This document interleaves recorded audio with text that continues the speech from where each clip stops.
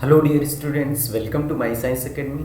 हम पढ़ रहे हैं बीएससी पार्ट सेकेंड ईयर की मैथमेटिकल फिजिक्स और इसमें यूनिट फर्स्ट में हम आज कुछ टॉपिक देख रहे हैं। प्रतिचर, सहचर और जो मिश्रित प्रदिश होते हैं यानी कि कॉन्ट्रावेरिएंट, कॉन्वेनेंट और मिक्स्ड टेंसर क्या होते हैं, तो तीनों को देखते हैं।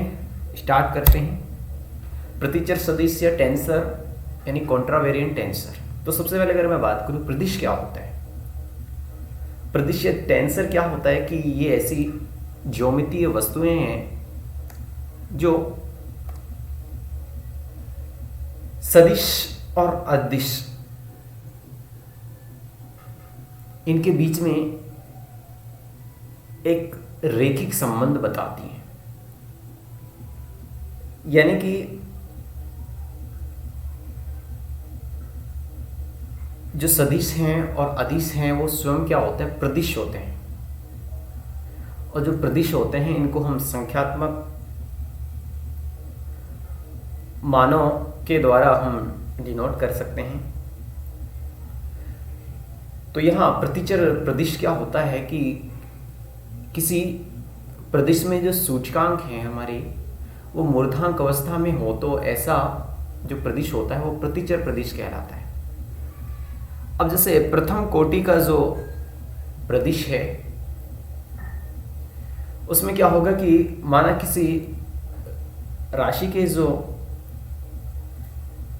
एस निर्दिष्ट फ्रेम है उसमें घटक हैं ए की पावर 1, ए 2, 3 और ए की पावर n। और इसके जो सभी घटकों के जो निर्देशांक हैं एस की पावर, x की पावर i और i की वैल्यू होगी 1 से लेके n तक, उसके फलन है। अब एक हम अन्य निर्देश तंत्र ले रहे हैं एस टेस्ट और उसके जो घटक हैं a की power a bar 1, a bar 2, a बार 3 और ऐसे करके a बार n के हैं। और उसके जो निर्देशांक है x bar i, x bar 1, x bar 2, x bar 3, x bar n। अगर ऐसा है तो इसको हम एक निम्न संबंध के रूप में व्यक्त कर सकते हैं कि जो a बार i होगा वो dx बार i अपॉन में dx z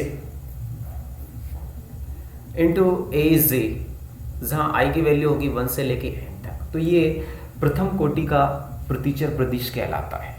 ये जो निरूपण है इसे हम प्रथम कोटि का प्रतिचर प्रदिश कहते हैं।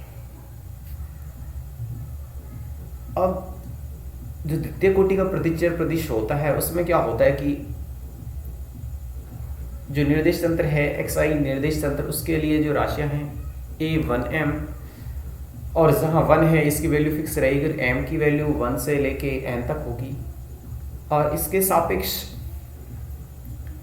जो अन्य निर्देश तंत्र है उसमें n स्क्वायर राशियां हैं यानी कि a बार i j। तो इसे हम a bar i j equal to del x power x bar i upon में del x j into del x bar j upon del x m into a की power 1m, जहाँ i की value होगी 1, 2, 3 से लेके n तक। तो इसे हम द्वितीय कोटि का प्रतिचर प्रदिश कहते हैं।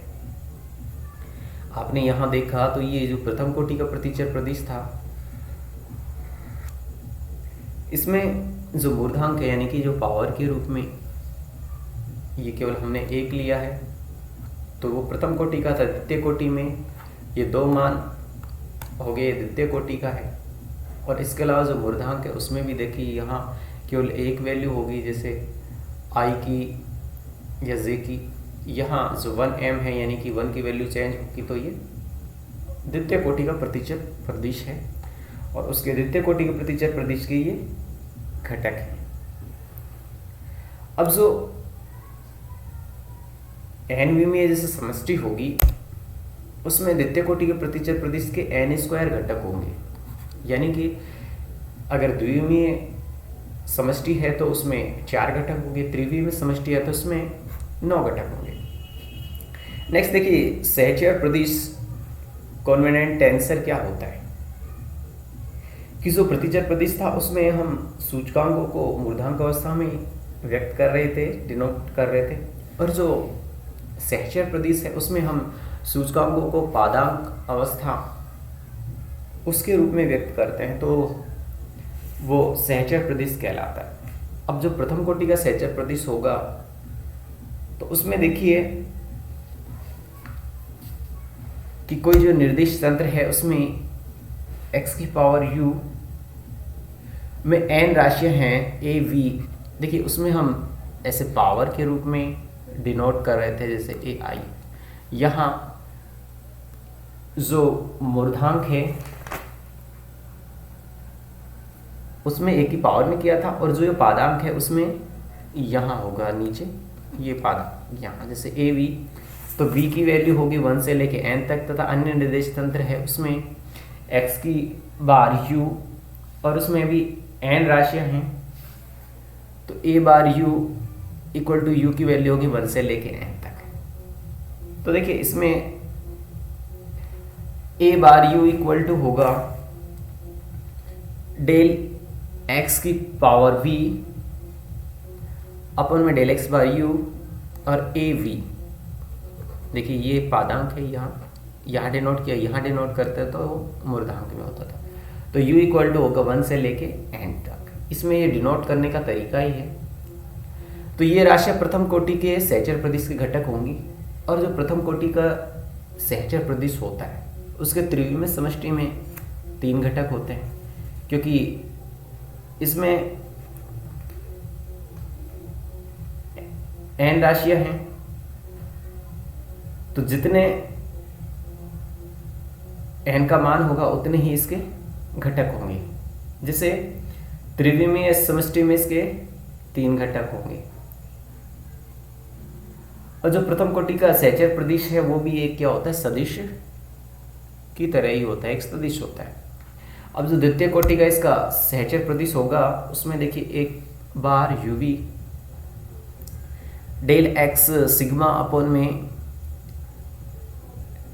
Del x bar u into del x lambda upon में डेल x बार v, तो a सिग्मा लैम्डा, जहां u और v की वैल्यू 1 से लेके n तक हो सकती है। अब जो द्वितीय कोटि का सहचर प्रदिश है उसमें nवीं समष्टि में इसके कुल n² घटक होंगे, यानी कि अगर n इक्वल टू मैं 3 लूँ तो जो त्रिविमीय समष्टि है उसमें इसके कुल घटक होंगे n² इक्वल टू 9। अब जैसे p कोटि के सहचर प्रदिश में nवीं समष्टि में कितने घटक होंगे, n की पावर p, क्योंकि जैसे द्वितीय कोटि का होता है तो ये n की पावर 2 आ जाता है। अब नेक्स्ट देखिए मिश्रित प्रदिश क्या होता है, कि यदि किसी प्रदिश में जो सूचकांक हैं हमने प्रतिचर में देखा उसमें मूर्धांक के रूप में थे, सहचर में देखा पादांक के रूप में थे। अब जो मिश्रित प्रदिश है उसमें मूर्धांक और पादांक दोनों के रूप में होंगे तो वो मिश्रित प्रदिश कहलाता है। यदि कोई निर्देश तंत्र x की पावर u में n² राशियां हैं, तो देखिए ये तो मेरा मूर्धांक और ये मेरा पादांक, i की वैल्यू होंगी 1 से लेके n तक। तो ऐसे निर्देश तंत्र में n² राशियां हैं, तो इसको a बार पावर में है u और जो इसका पादांक है वह है v, और u की वैल्यू होगी 1 से लेके n तक। तो इसको हम डिनोट कर सकते हैं a बार u पावर में है और ये इसके जो पादांक है उसमें है, तो डेल x बार u अपन में del x bar v into del x की पावर से अपन में डेल x बार v, और a की पावर i, और यहाँ जो इसका पादांक है उसमें j, और u v की वैल्यू होगी 1 से लेके n तक। अब जो मिश्रित प्रदिश होता है उसमें हम जो मूर्धांक है उसको u से डिनोट करते हैं और जो पादांक है उसको v से डिनोट करते हैं।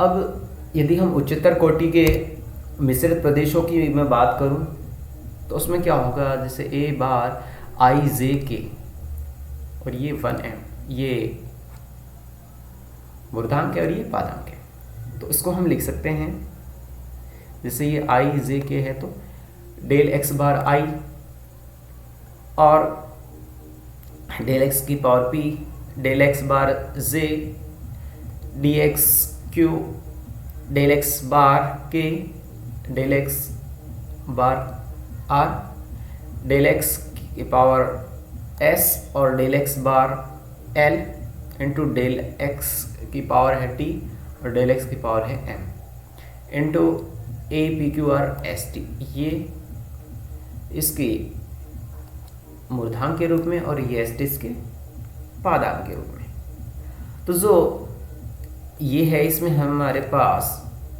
5 सूचकांक हैं और ये 5 सूचकांक होने के कारण इसे हम क्या बोले, पंचम कोटि का मिश्रित टेंसर, क्योंकि इसमें पादांक भी है और इसमें मूर्धांक भी है। अब एन विमीय समष्टि में क्या होगा, क्योंकि ये पंचम कोटि का है तो इसके कुल एन की पावर 5 घटक होंगे। तो यहाँ से हम ये बोल सकते हैं जैसे प्रतिचर प्रदिश होता है उसमें सूचकांक मूर्धांक अवस्था में होते हैं, सहचर प्रदिश में जो सूचकांक होते हैं पादांक अवस्था में होते हैं, तथा मिश्रित प्रदिश में जो मूर्धांक एवं पादांक दोनों तरह के सूचकांक होते हैं। Thanks for watching the video.